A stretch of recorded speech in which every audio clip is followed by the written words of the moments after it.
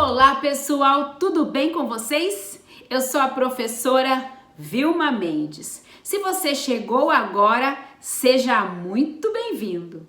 E neste canal eu dou aulas de língua portuguesa para você que está estudando para passar em alguma prova de concurso público, vestibular ou Enem. E nesta aula eu falarei sobre o aposto, um assunto que cai demais nas provas de concursos públicos. Mas antes, se você ainda não é inscrito, já se inscreva, deixe o seu like, ative o sininho e compartilhe este vídeo. E o que é um aposto? O aposto é um termo que exemplifica ou que especifica um outro termo, geralmente um substantivo. Esse outro termo, ele sempre virá antes do aposto. Ou seja, o aposto é um termo que exemplifica ou que especifica um termo anterior a ele. E o aposto, na maioria absoluta das vezes, será isolado por algum sinal de pontuação. Poderá ser isolado por vírgulas, travessão, parênteses ou dois pontos. Veja só, quando um aposto é isolado por vírgulas. Maria, irmã de Bernadette, vendeu todos seus bordados. Perceba esse termo, irmã de Bernadette. Esse termo é um aposto. Ele está especificando um termo que vem antes dele, o substantivo Maria.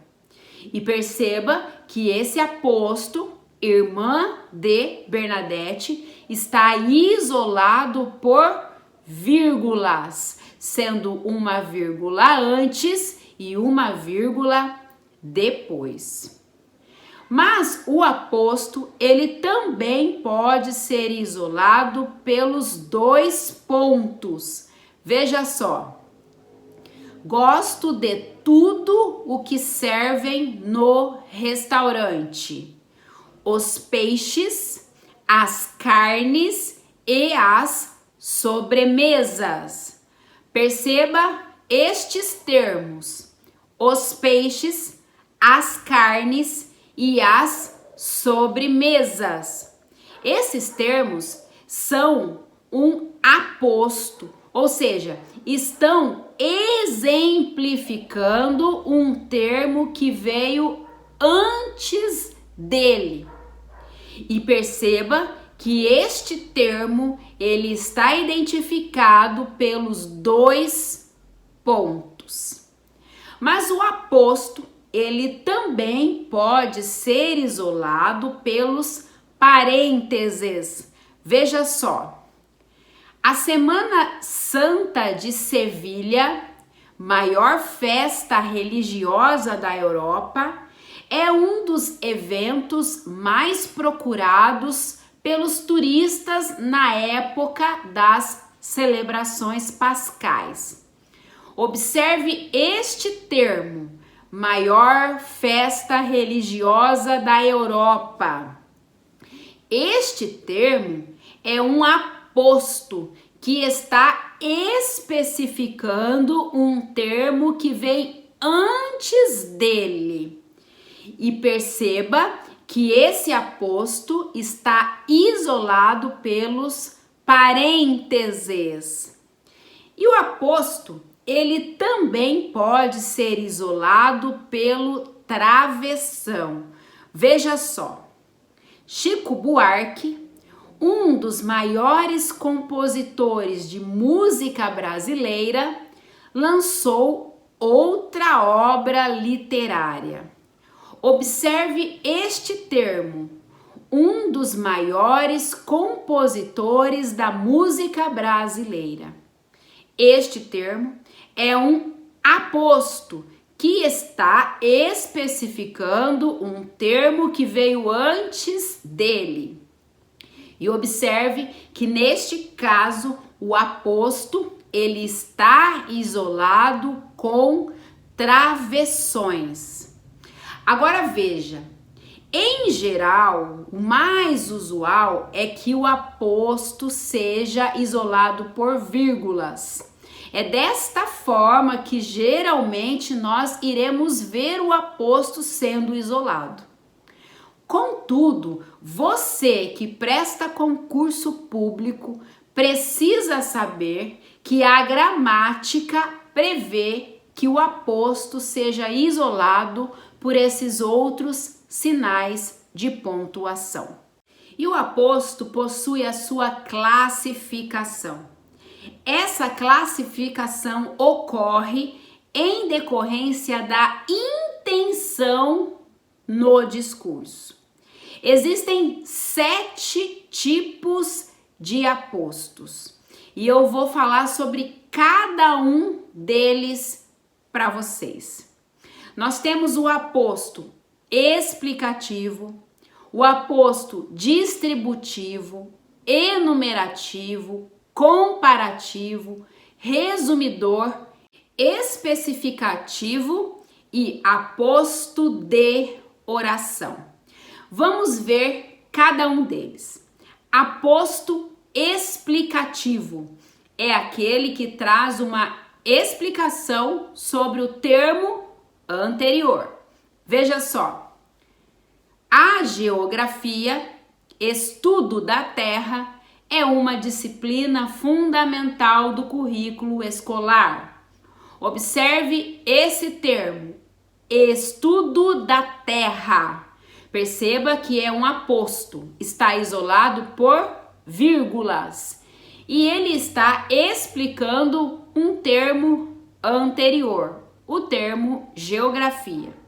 E o aposto também pode ser distributivo, quando ele também explica os termos anteriores de uma oração, só que de forma isolada da oração. Veja só no exemplo. Vitória e Luiz foram os vencedores, aquela na corrida e este no atletismo. Observe este termo, aquelas na corrida e este no atletismo. Estes termos, eles formam um aposto. Perceba que ele está explicando os termos Vitória e Luiz. Nesse caso, aquela se refere à Vitória, este se refere ao Luiz. E o aposto também pode ser enumerativo, quando ele enumera as explicações de um termo anterior. Neste caso, o aposto virá separado por vírgulas. Veja só, o programa de hoje é praia, pizza e cinema. Observe este termo, praia, pizza e cinema. Este termo constitui um aposto enumerativo, está enumerando as explicações. Perceba que ele é introduzido por 2 pontos e no próprio aposto ocorre a vírgula por conta da enumeração. E o aposto também pode ser comparativo, quando ele estabelece uma comparação entre termos da oração. Veja só, a garota que parecia desacordada foi levada para o hospital. Observe este termo, que parecia desacordada. É um aposto comparativo. Está estabelecendo uma comparação entre esse termo e o outro termo, a garota. E o aposto também pode ser resumidor ou recapitulativo. Alguns chamam de resumidor, outros de recapitulativo. Esse aposto, ele resume termos anteriores da oração. Veja só. Paz e sossego. Esses são os meus desejos para as férias. Observe este termo, esses. É um pronome demonstrativo. E neste caso, esse pronome demonstrativo exerce a função sintática de aposto. Aposto resumidor. Perceba que ele está resumindo termos anteriores, paz e sossego. E o aposto também pode ser especificativo. Esse é o único aposto que não leva sinal de pontuação. Até aqui, você deve ter percebido que todos os tipos de aposto que foram explicados levaram um sinal de pontuação, geralmente a vírgula. Mas esse aposto, o aposto especificativo, ele não leva sinal de pontuação e ele tem a função de especificar o termo anterior. Veja só, a Avenida Paulista é lindíssima. Observe esse termo, Paulista, é um aposto especificativo. E perceba que não há nenhum sinal de pontuação entre ele e os demais termos. E o último tipo de aposto é o aposto de oração.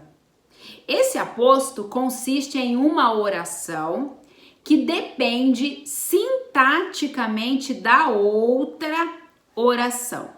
Veja só, as coisas correram mal. Desfecho inevitável. Observe este termo, desfecho inevitável. Este termo é uma oração chamada de aposto de oração. E esse aposto, esse termo, ele depende da outra oração. Perceba que sozinho ele não faz sentido. Essa foi então a nossa aula de hoje. Espero que você tenha aprendido, que você tenha gostado. Se você ficou com dúvida, deixa aí nos comentários. Comente se você gostou, comente se você aprendeu. E também deixa aí nos comentários a sua sugestão para as próximas aulas. E lembre-se, como disse o empresário suíço brasileiro chamado Jorge Paulo Lemann, se sonhar grande dá o mesmo trabalho de sonhar pequeno, por que vou sonhar pequeno? E eu concordo plenamente com ele. Se eu quero ser grande, eu preciso sonhar grande. Se eu sonhar pequeno, eu também serei pequeno. E eu tenho certeza que você, concurseiro, está sonhando grande, o que faz muito bem, e eu desejo todo o sucesso do mundo para você. Um abraço da professora Vilma Mendes e até a próxima aula.